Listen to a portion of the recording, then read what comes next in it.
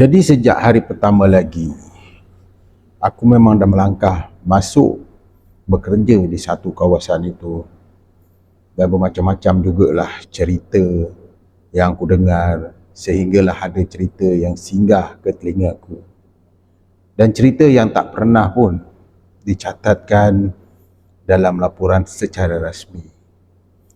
Maknanya tadi cerita yang hanya berani disebut perlahan-lahan ketika kita berada bersama-sama di bilik rehat. Dan ketika lampu malap dan dalam keadaan suasana bilik rehat yang sunyi. Orang-orang lama yang bekerja dekat situ memang selalu dia berpesan pada aku. Kalau kau dengar apa-apa sewaktu kau membuat rondaan waktu malam, kau jangan terus tegur. Kata mereka, bertahun-tahun dahulu di kawasan ini pernah berlaku satu insiden tragis yang mengubah terus suasana tempat ini buat selama-lamanya. Yang dulunya suasana itu elok je, sekarang ni dah macam-macam cerita. Seorang pekerja di kawasan ini juga pernah terbabit dalam satu kejadian yang sangat menyayat hati.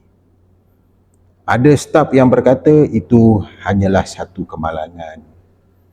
Dan ada yang kata mungkin ianya kecuaian.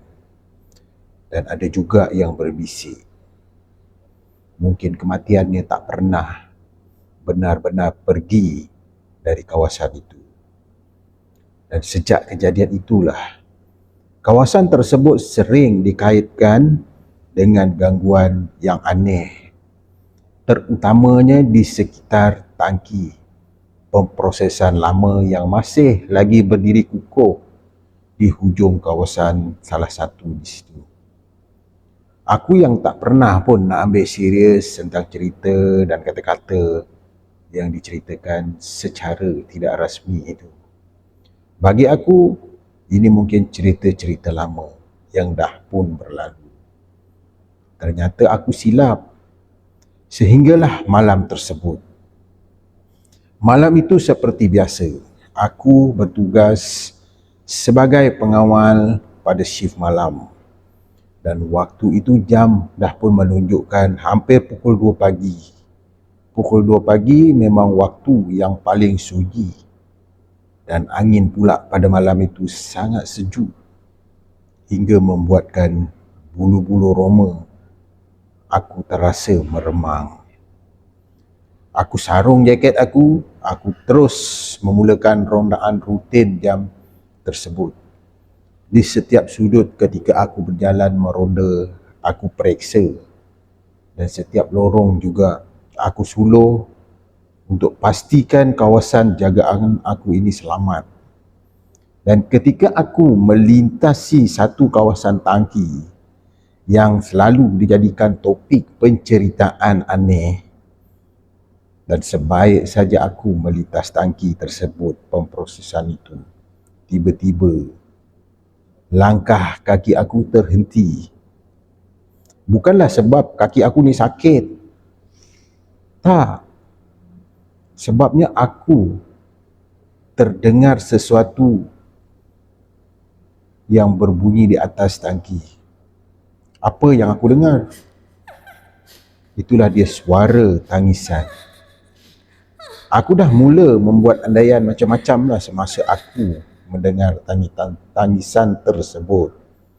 Dan suara itu aku dengar bunyinya agak perlahan-lahan. Seolah-olah macam jauh je dari tempat yang aku sedang berdiri sekarang ni. Suara yang mendayu-dayu, suara tangisan. Seperti suara seseorang wanita yang sedang menanggung kesakitan yang tidak tertanggung oleh diri dia. Tangisan itu aku dengar bukan seperti orang menangis biasa. Tangisan dia agak panjang, beralun dia bunyi, tetapi perlahan. Dan seolah-olah pula bunyi itu hanya datang dari arah atas kepala aku. Dan waktu itulah aku rasa jantung aku dah mula tak stabil, berdegup-degup. Jadi aku ni sebagai pengawal keselamatan malam, aku cubalah untuk memberanikan diri dan meyakinkan diri aku kalau aku lari, perkara lebih teruk yang mungkin akan berlaku. Jadi aku terus berfikiran mungkin ini hanya imajinasi kosong daripada fikiran aku. Namun tangisan yang aku dengar tadi semakin lama semakin jelas. Dan disitulah tangan aku dah mula menggigil. Dan dengan tangan yang menggigil itu, aku cuba kuatkan diri untuk mengangkat lampu suluk aku dan aku suluh ke arah datangnya suara tangisan tersebut. Dan di atas salah satu tangki pemprosesan yang tidak jauh dari tempat aku berdiri tadi, jelas aku nampak satu sosok wanita. Dia berdiri statik, diam dia di atas permukaan tangki itu. Rambut dia memang aku nampak panjang berjurai menutup seluruh wajah dia. Dan pakaian dia pula memang agak lusuh berwarna putih berkibar-kibar. Tapi yang pelik dia, angin malam itu memang sejuk, tapi taklah sekuat waktu itu yang boleh mengibarkan baju pakaian dia dengan rambut dia. Tak, angin memang sejuk tapi tak sekuat mana. Tapi yang aku perasan, wanita itu, susuk wanita itu seolah-olah seperti ianya terapung-apung sedikit dan ianya pun tidak bergerak dan tidak berpijak benar-benar pada tangki tersebut. Dia tak berpijak pada tangki pemprosesan itu. Ianya terapung-apung di atas tangki. Dan sebaik aku menyuluh ke arah susuk itu, serentak itu jugalah tangisan itu berhenti serta-merta dan suasana kembali sunyi.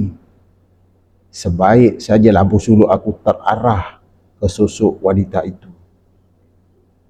Dan kemudian aku nampak perlahan-lahan dia, sosok itu seperti menundukkan kepala dia. Dia seakan-akan memandang tepat ke arah aku. Dan waktu itulah aku rasa seluruh tubuh aku seperti kaku bila dia terpandang ke arah aku. Aku cuba untuk kuatkan diri aku untuk hadap semua tu. Sebab kalau aku lari macam yang aku cakap tadi, perkara lebih buruk mungkin akan terjadi, siapa tahu. Jadi apa yang aku ingat, aku hanya mampu sebut Allahu Akbar je. Itu je yang aku mampu sebut berkali-kali di dalam hati aku sehinggalah aku mendapat semula kekuatan yang ada pada diri aku.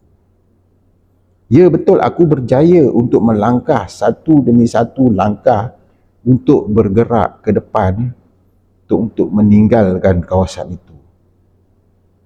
Lepas aku bergerak melangkah, aku alihkan seketika lampu suluk aku untuk aku cuba menenangkan diri aku. Dan sebagai pengawal yang sudah pun biasa bekerja pada waktu malam, aku tahu, memang aku tahu aku tak seharusnya terlalu panik dengan keadaan situasi seperti itu. Kerana panik akan membuatkan keadaan menjadi lebih buruk macam yang aku cakap tadi. Itulah kata hati aku. Dan aku menarik semula nafas dengan panjang. Aku cuba untuk kawal perasaan takut aku. Dan dalam hati aku berkata lagi sekali, ini cuma gangguan. Lumrah kalau kita bekerja pada waktu malam. Dan apabila aku menyuluh semula ke arah tangki itu, korang pun dah boleh agak dah. Di atas tangki tadi adanya sosok wanita dan bila aku suluh kali kedua, kosong. Tak ada sesiapa pun dekat situ. Aku berdiri seketika sebelum meneruskan rondaan seperti biasa sebaik aku melihat apa yang berlaku di atas tangki tersebut. Dan malam itulah berlalu tanpa apa-apa kejadian. Namun sejak malam itu, selepas daripada kejadian yang aku nampak sosok wanita yang berada di atas tangki, bujurlah dia tak menunjukkan muka dia kepada aku. Dan kalau dia menunjukkan wajah dia pada aku, mungkin juga sesuatu yang boleh aku fikirkan, sama ada aku lari ataupun tidak. Ya, betul, sebagai pengawal memang kita tak seharusnya panik, tapi kita diberi pilihan sama ada lari ataupun tidak. Dan pada malam itulah barulah aku faham kenapa pekerja-pekerja lama selalu berpesan supaya aku tidak menegur, tidak mencabar dan tidak perlu terlalu ingin ambil tahu apa yang didengar dan berlaku ketika bertugas seorang diri pada waktu malam. Sebaik saja kau melintasi kawasan itu pesan mereka, jangan ambil tahu, jangan pedulikan dan jangan tanya, jangan cabar-cabar.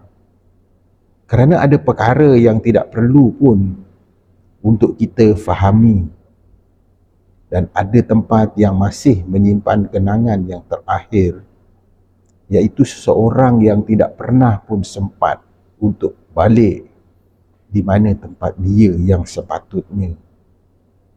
Sehinggalah ke hari ini, setiap kali aku melalui kawasan tangki pemprosesan itu, lebih-lebih lagi ketika melakukan rondaan malam, masih terngiang-ngiang suara tangisan mendayu itu di telinga aku. Dan kadang-kadang dalam waktu yang sunyi dan sepi, aku juga masih dapat mendengar. Sekian.